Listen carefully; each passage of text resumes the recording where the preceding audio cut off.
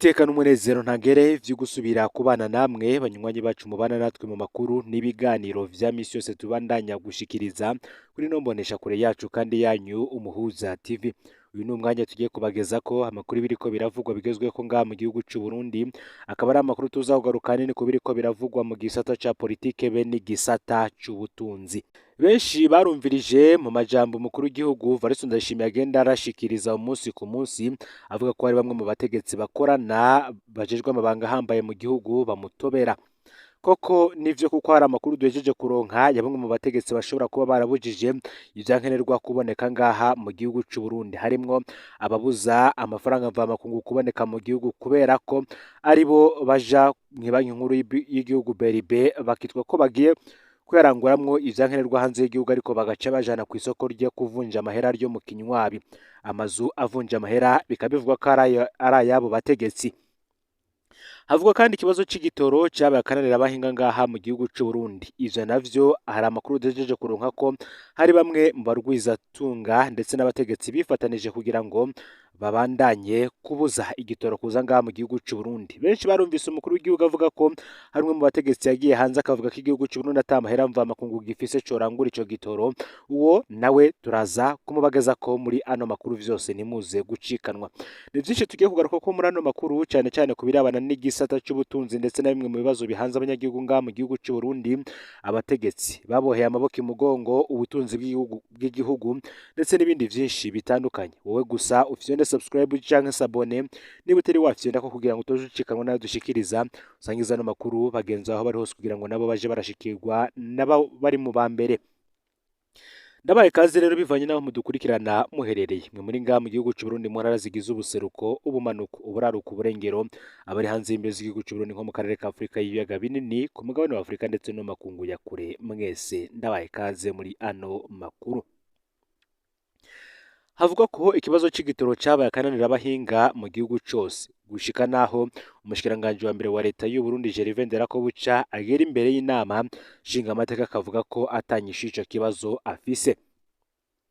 Amakuru duhejeje kuronka akavuga ko hariho abantu b'ibanga bazwi n'inzego z'igihugu basanzwe banyegeza igitoro bakaza baranyegurura gike gike. Abo barimwo abategetsi bakomeye, abandi harimwo abarwizatunga.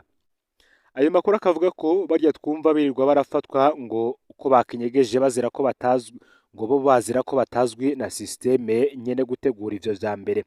Systeme akaba ari kakarwi gato k'abategetsi bakomeye cyane bafise amapeta ahambaye mu nzego z'umutekano ndetse n'amabanga ahambaye mu mugambwe uri ku butegetsi CNDD FDD, bafata ingingo zitandukanye cyane cyane kubirabana n'ubuzima bw'igihugu.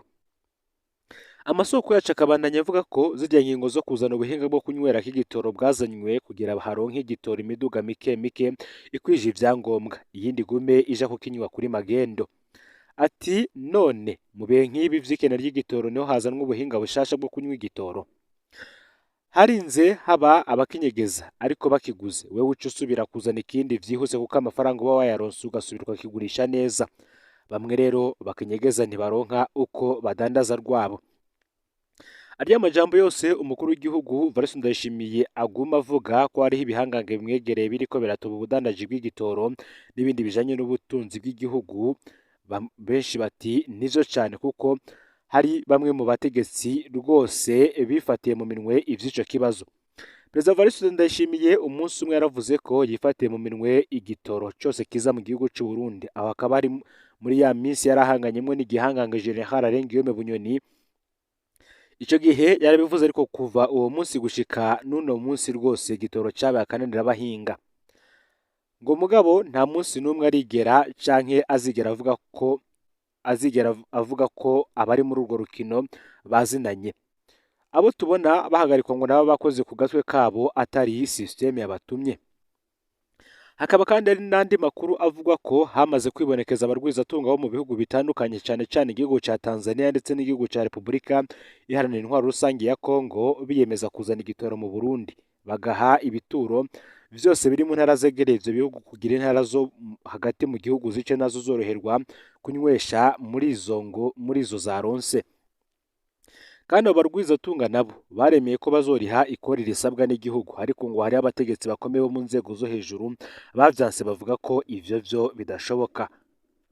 ndetse n'umwaka uheze ubwo yari mu kiganiro n'abamenyeshamakuru umukuru w'igihugu Evariste Ndayishimiye, benshi barabonye umugwizatunga w'umukongomani yamuka mu gihugu ca Afurika y'Epfo, yari yavuze yuko wewe bamwemereye akaronka isoko ryo kudandaza igitoro ngaha mu gihugu yokizana kandi akagikwiza igihugu cose, ariko inama yakoranye y'ibihangange bamwamiriye kure. Hariho kandi n'abarundi bari biyungunganije, bamwe bashinga amashirahamwe mato mato agurira igitoro mu miduga ifise ibikono vy'igitoro bito bito, abandi bakizana mu mabido bakiguze ku bituro vyo mu gihugu ca Tanzania canke mu gihugu ca Repubulika Iharanira Intwaro Rusange ya Kongo, ariko abo bose barahagaritswe bambugwa ibikoresho n'umutahe. Ico gihe abarundi benshi barababajwe n'izo ngingo, kubona igitoro ku bituro bitandukanye atakiriho, ariko hagize abacizanira bagaca bafatwa nk'abamenja. Bati rero ni gute umuntu yohungabanya ubutunzi ariko agerageza kuzana ivyankenerwa vyabuze. Amakuru kandi ahari twaronse akavuga ko abategetsi bo hejuru bakomeye cyane mu gihugu baba barasavye abategetsi b'igihugu ca Tanzania gufata ingingo zo kudasubira kwemerera abarundi bahora baja kuzana igitoro muri Tanzania mu mabido. Ivyo bikaba vyaratumye igitoro gica kiduga ku isoko y'amagenda aho gisanzwe kiboneka. Bivuze ko rero leta ngo harimwo benshi badashaka ko igitoro kiboneka babigira babibona kugira ngo babandanye kwironkera amafaranga mu buryo bwabo. Hari ikibazo kandi cyo kwiyunguruza mu gisagara ca Bujumbura. Uyu nawe ni umusaraba uremereye abanyagisagara bikoreye, ariko ababijejwe babigira babibona. Benshi mu bazi umukuru w'igisagara ca Bujumbura General Jimmy Hatungimana bamuzi nk'intwari, umugabo atahura ingorane z'abarongoye bisunze ukuntu aho yarongoye hose ikibazo kivutse yagitorera umuti.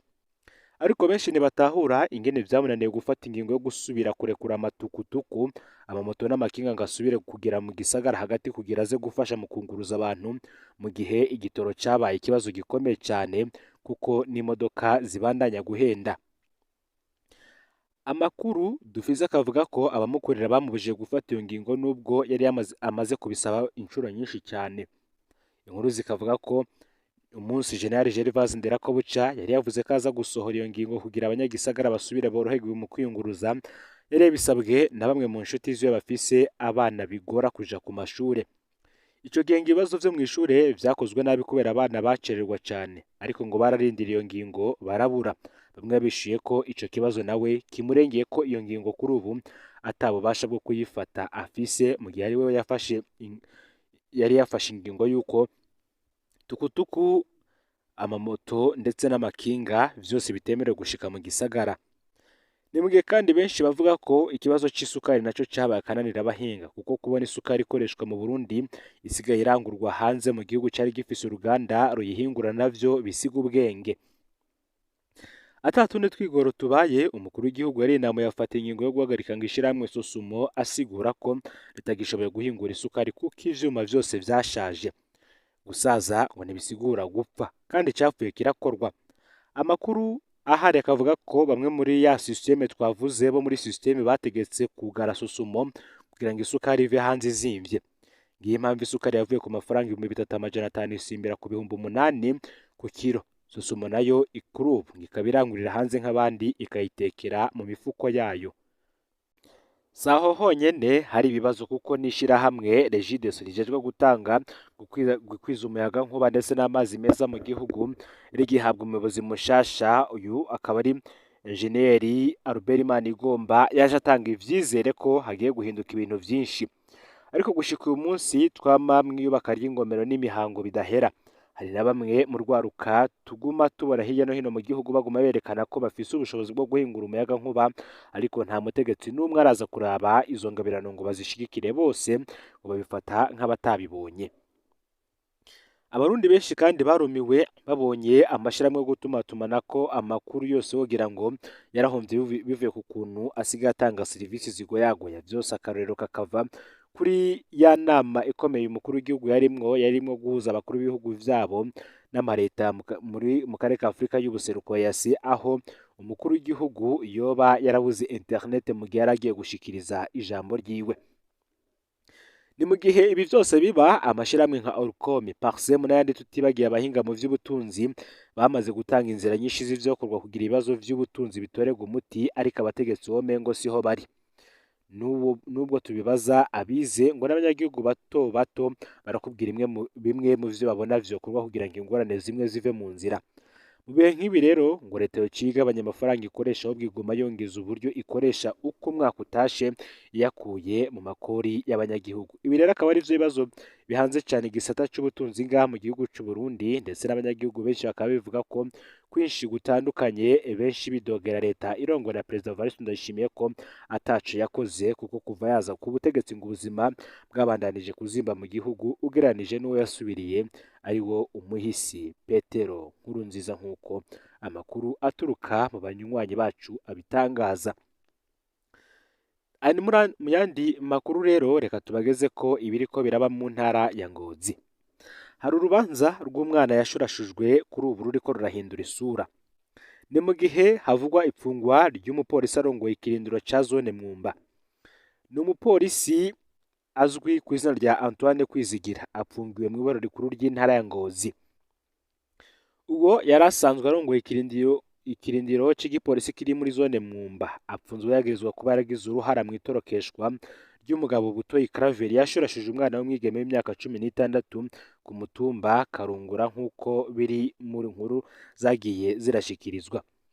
Ni nyuma yaho kandi ivyo bibaye, uwo mugabo agashurashuza uwo mwana w'umwigeme, haciye hatangwa itegeko ryo kunguruza chef de zone. Isaha imwe z'ijoro Nahayo Chantal yaciye akurwa mu gasho ka komisariya Ngozi, asanga mu ibaro rikuru rya Ngozi aho yaraye ijoro rya mbere. Ivyo bikaba vyarabaye kw'igenekerezo na 13 kwezi kwa mbere uyu mwaka. Abanyagihugu ico gihe bari basavye ko uwo mukuru wa zone Mwumba Nahayo Chantal ashirwa imbere y'ubutungane kugira ahanirwe icaha yakoze co guhungisha umugabo Butoyi Claver yashurashije umwana w'umwigeme w'imyaka 16 Musavyimana Alivera. Ni ikibazo kirimo kirapfungisha abantu benshi batandukanye bo mu nzego zihambaye, cyane cyane abo mu nzego zo mu ntwaro. Tubanze twibutse ko umukuru wa zone Mwumba Nahayo Chantal nawe nyene apfungiwe muri iryo bohero rya Ngozi, akaba aherutse kuburana aho yemeye ko Butoyi Claver yatorotse ari mu minwe yiwe. Chef de zone agasigura ko bitari gukunda ko amwikura ko kubera ari umukenyezi, amwiruka ko kubera ari umukenyezi. None rero ipfungwa ry'umupolisi Kwizigira Antoine ryoba risigura ikiryo. Antoine Kwizigira naho yagirizwa kuba yaragize uruhara mu gutorokesha Butoyi Claver, we arabihakana mu gusigura ko chef de zone ari we yaje kumusaba aho yari apfungiwe, avuga ko agiye kumwumviriza, mu nyuma agaca avuga ko yatorotse. Ni urubanza rurimwo ibintu vyinshi vy'igipfungu. Uwo mupolisi we asigura ko mu gihe chef de zone yaje gutora Butoyi Claver, yababwiye ko agiye kumwumviriza mu biro vye kugira bace bamwungururiza mu gasho ka komine, kandi acamuherekeza akamushikana aho muri komisariya ya Mwumba. Akavuga ko adatahura impamvu chef de zone yoca agaruka akavuga ko vyobazwa urongoye abapolisi. Mu makuru dufise vyemezwa ko hari abategetsi bariko baragerageza gukora ibishoboka kugira ngo chef de zone arekurwe, ngo ariyo mpamvu baguma bashaka kurondera abandi bantu baja muri iyo dosiye. Muri abo bategetsi havugwamwo umusaneri wa komine Mwumba Manariyo Jeremy, ubu akaba ariko aca ku biti no ku mabuye kugira ngo Nahayo Chantal arekurwe. Ivyemirizwa n'abanyagihugu mu gusaba ko ubutungane butohirahira ngo burekure Nahayo Chantal, ubona ko yamaze kwiyemerera imbere y'abacamanza ko Butoyi Claver yagiye ari we amufise. Bagasaba umushikiranganje w'ubutungane rwose gukurikiranira ivyi dosiye hafi, kuko koba ari akarenganyo uyu chef de zone aramutse arekuwe. Ni mu gihe kandi hari vyinshi biriko biravugwa n'ubundi ku birabana n'abaganga bagenda barapfungwa hirya no hino mu gihugu. Ni benshi bamaze gupfungwa, harimo nka Dr Nazaire Ndereyimana, Dr Pierre Claver Ruragahiye Polycarpe Ntakiruta, Dr Rachel Giraneza, Dr Congera Desire ndetse n'abandi batandukanye bariko barafatwa n'iperereza. Mu nkuru twagiye turabashikiriza twababwiye ko aba bose bariko barazira kuba barasavye ko umushahara w'umuganga wokongerezwa ngaha mu gihugu c'u Burundi, ukavanwa ku mafaranga 470 ugashirwa ku mafaranga vyibura miliyoni 2 z'amarundi, kuko benshi babaganga baratangiye guta akazi bakomoka bakaja kuburonderera mu bihugu vyo hanze, cane cane ibiri mu karere ka Afrika y'ubuseruko nko mu gihugu c'u Rwanda ndetse no mu gihugu ca Kenya. Abandi bo bakaba bategereje kuzokora ikizamini canke se ikibazo kibinjiza mu kazi mu gihugu cy'Ubufaransa. Ni byinshi nanone turiko turakurikirana kuri dosiye y'abaganga bariko barapfungwa ndetse n'ivyo ndetse n'ingingo zoba zimirije gufatwa n'ibiro vy'umukuru w'igihugu. N'andi makuru menshi rero tukiriko turarondera vyose bimuze gucikanwa, ufyonde subscribe canke sabone niba utari wafyonda ko kugira ngo utoje ucikanwa nadushikiriza, usangiza no makuru bagenzi aho bari hose kugira ngo nabo baje baraba mu bambere bashikirwa n'abiriko biravugwa bigezweko ngaha mu gihugu cy'u Burundi, hanze y'imbibe z'igihugu cy'u Burundi ndetse no mu makungu ya kure. Ni Umuhuza TV rero, Imana ibahezagire ibikorwa vyanyu vya misi yose muriko murakora.